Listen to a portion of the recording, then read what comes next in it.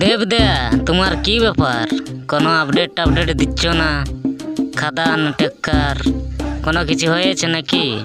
কিছু বলো, একটু খবর দাও। ওই সালাইয়াস, একটা কথা মনে রাখিস, খবর আর আপডেট সবসময় সঠিক টাইমে দিতে হয়, বুঝলি?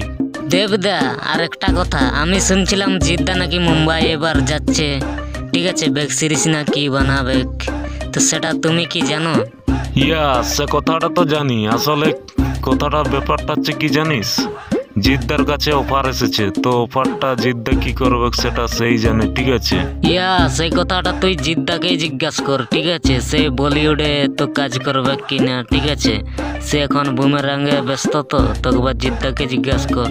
অঙ্কুশ, তুই কথাটা ঠিকই বলেছিস, একবার জিদ্দাকে ফোন করে দেখা উচিত, তো সে বলিউডে কাজ করবে কিনা। ঠিক আছে, তো জিদ্দাকে ফোনটা করিয়ে দেখি।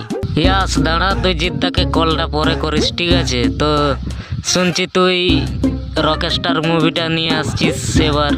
ওই শালা অঙ্কুশ, তো রকস্টার আনবে কে? ঠিক আছে, তার আগে আমি আনছি খাদান। শালা ওই শালা আগে বুমেরাং আসবে, আর এবার বুমেরাং আমি হিট দিয়েই ছাড়বো। ঠিক আছে, হিট না দিলে হবে না, পুরো হিট। শালা এবার আমি আপডেট দিই না বলে সবাই আমাকে হালকা নিয়ে নিচ্ছে। ঠিক আছে, যখন আপডেটটা দিয়ে দেবো না, সবাই অবাক হয়ে যাবে। ওই শালা এবার আমি রুক্মিণীকে বানিয়ে নিচ্ছি। শালা আর রুক্মিণী লাগবে না। ঠিক আছে, এবার বাইক আকাশে উড়াবো। জিদ্দা, আমারও মির্জার পার্ট 2টা বানাতে দাও, তারপর আমিও দেখিয়ে দেবো সবাইকে।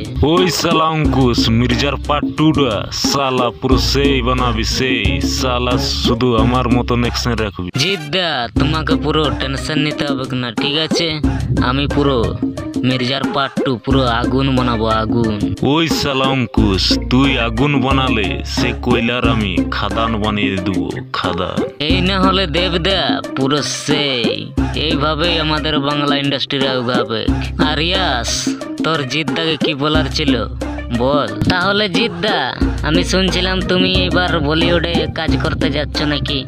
ঠিক আছে, তো বলিউডে যদি যাও তো পুরো সেই বানাবে, সেই।